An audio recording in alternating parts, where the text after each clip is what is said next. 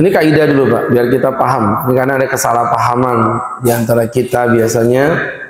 Kaidahnya mengatakan bahwa kullu nafsin bima kasabat rahinah. Setiap jiwa akan menanggung dosanya masing-masing. Apa artinya?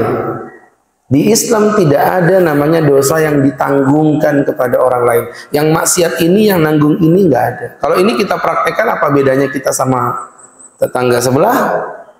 Ya, tetangga sebelah kan gitu tuh. Yang maksiat siapa, yang bertanggung jawab siapa. Ya, yang kurang ajar si A, yang disalib si B. Itu dalam konsep agama mereka begitu. Ini bukan menghina, membandingkan dengan agama kita yang clear, wala taziru waziratu wizra ukhra. Dan orang akan menanggung dosa apa yang dia kerjakan dan tidak menanggung dosa dari apa yang dikerjakan orang lain. Nah, ini kaidahnya kita pegang dulu. Terus gimana kalau dikorelasikan dengan kaidah suami bertanggung jawab kepada istri bla bla bla, pada anak bla bla bla dan lain sebagainya. Pak, gini Pak, saya kasih tahu biar nggak bertabrakan dua kaidah ini. Apakah seorang istri yang bermaksiat, suaminya akan bertanggung atas kemaksiatan istrinya? Sesuai kaidah tadi saya bilang tidak. Setiap orang akan tanggung jawab dengan dosanya masing-masing.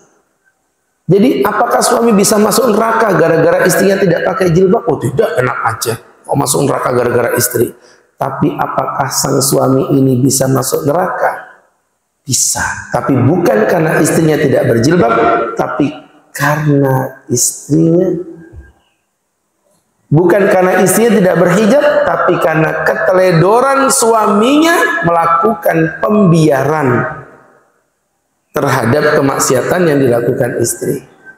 Jadi masuk nerakanya suami itu bukan karena istrinya tidak pakai jilbab, tapi masuk nerakanya suami karena dia melakukan pembiaran. Surat At-Tahrim ya mengatakan, surah At-Tahrim ayat yang ke-6, ya ayyuhalladzina amanu, hai orang yang beriman, ku anfusakum, jagalah dirimu, wa ahlikum dan keluargamu, anak, istri, keluargamu, naro dari api neraka. Jadi suami ini nanti masuk neraka bukan karena istrinya nggak pakai jilbab, tapi karena dia melakukan pembiaran. Berarti kalau dibalik lawan katanya, andai kata sang suami tidak melakukan pembiaran, melawan kemaksiatan istri, tapi dasar istrinya yang kurang ajar. Sekarang saya tanya, apakah suaminya masuk neraka? Tidak. Karena kalau ini Bapak terapkan, istri maksiat, suami yang nanggung dosanya. Nabi Nuh, Nabi Daud, Nabi Nuh, Nabi Lut akan masuk neraka, hadirin.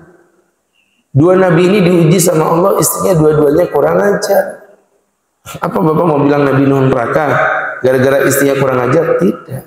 Nabi Nuh sudah berupaya mati-matian menyadarkan istrinya.